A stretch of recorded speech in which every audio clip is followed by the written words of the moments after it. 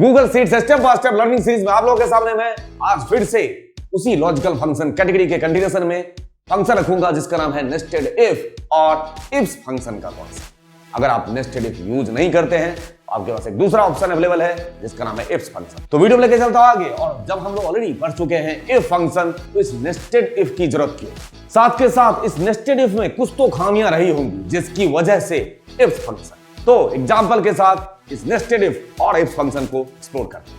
Initiative लिया है, क्या हुआ? ब्रह्मांड।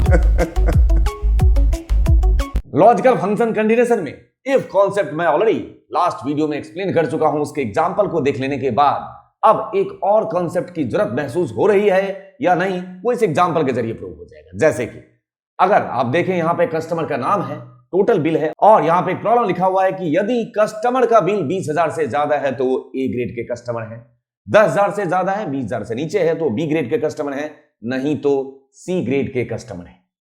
मतलब यहां कंडीशन अगर इफ से इसको सॉल्व करने की कोशिश हम करें, यहां पे अगर आप पास करें इक्वल टू इफ, तो ये प्रॉब्लम है इफ की ये है कि ये लॉजिकल एक्सप्रेशन सिर्फ सिंगल पास कर सकता है, लेकिन हमारी जो मजबूरी है वो एक नहीं दो तीन है। ऐसे सिचुएशन में मान के चलते हैं मैंने पास कर दिया ये C2 ग्रेटर देन 20,000 कॉमा, और ये बात यदि सही हो तो मैं कर देता हूं ए ग्रेड कॉमा। अब ऑप्शन है नहीं तो नहीं तो में आपके पास कुछ और ऑप्शन बचा क्या?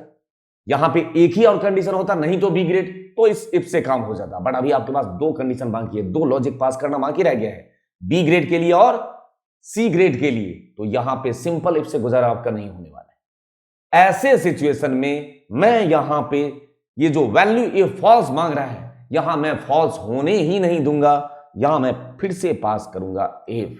ये क्या कॉन्सेप्ट आ गया आपके सामने? आपने पास किया if with in if, this is called nested if. ये आपने नेस्टेड इफ का कॉन्सेप्ट इंट्रोड्यूस कर दिया। इसी को बोलते हैं if with in if, that is called nested if. तो आपने फिर से पास किया इफ, और जब आपने इफ पास किया तो वो अपना लॉजिकल टेस्ट मांगेगा ना, तो आप पास कर दो।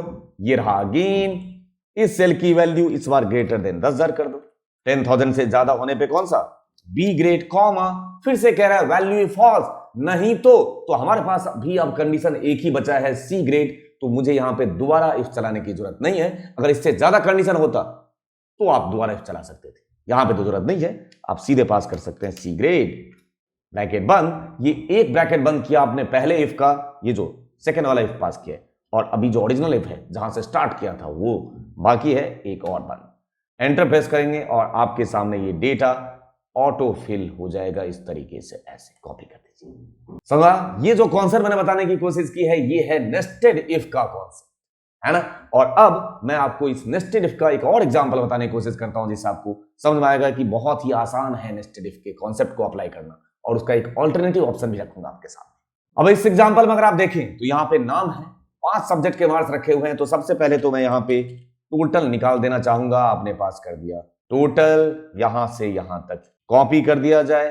परसेंटेज भी आप निकाल सकते हैं, इक्वल टू ये डिवाइडेड बाय 5, तब भी आ जाएगा।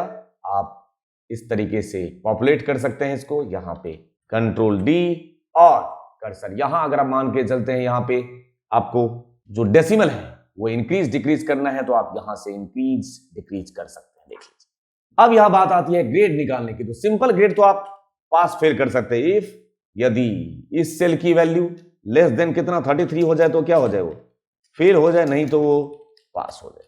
ये सिंपल इफ में तो कोई प्रॉब्लम नहीं, ये तो अभी आपने पास कर दिया, simple pass fail, simple if था ये।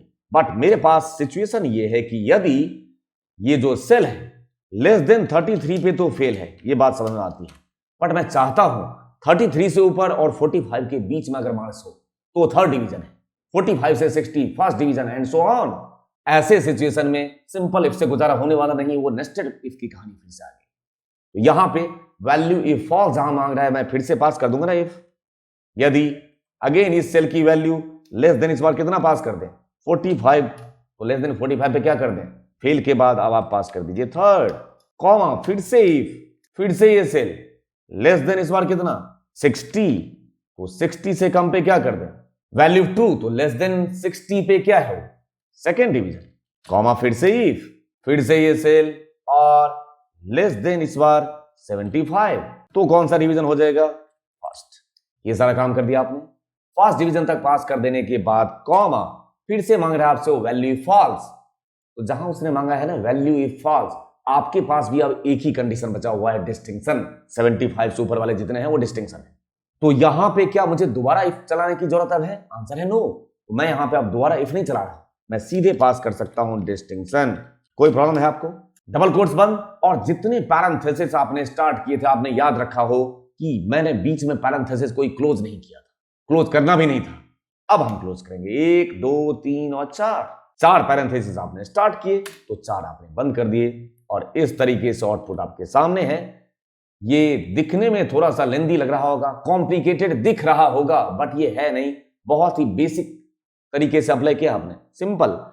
नेस्टेड इफ तब जब आपके पास एक से ज्यादा कंडीशन हो, तो जहां वैल्यू फॉल्स आएगा वहां बार बार आपको इफ चलाने की जरूरत है, और उस तरीके से आप more than one logical test pass कर सकते हैं।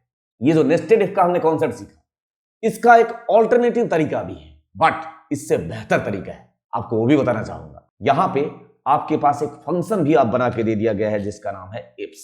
देखिए, इफ्स में कंडीशनल मतलब कंडीशन की बात कर रहे हैं, सेम वही कहानी, लेकिन चलने का अंदाज अलग होगा। देखिए, ये लेस देन इस बार कितना 33, तो वैल्यू 1 क्या पास कर दूं?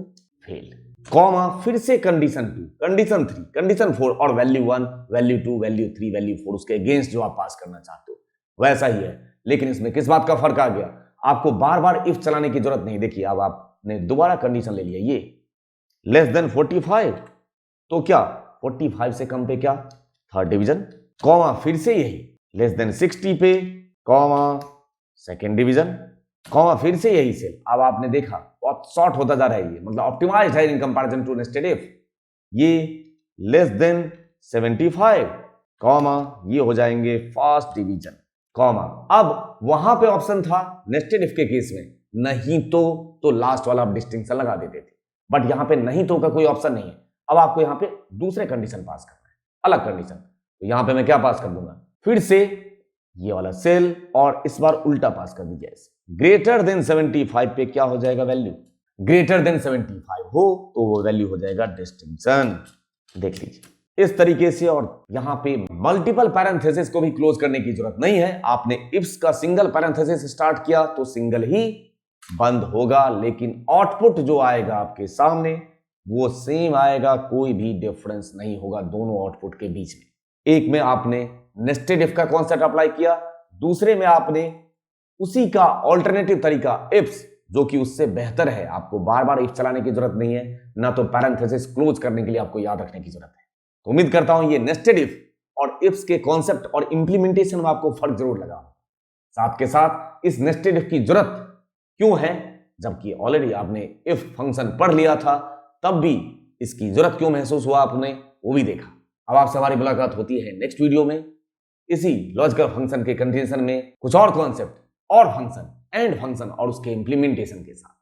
अब आज का वीडियो में इस एंडिंग नोट के साथ समाप्त करना चाहता हूं। ये जो सफलता है ये कोई दुर्घटना नहीं है जनाब, ये कड़ी मेहनत, दृढ़ निश्चय, लर्निंग, बलिदान, और सबसे बढ़कर जो आप कर रहे हैं या करना सीख रहे हैं उससे प्यार करने से मिलता है, ऐसे ही नहीं।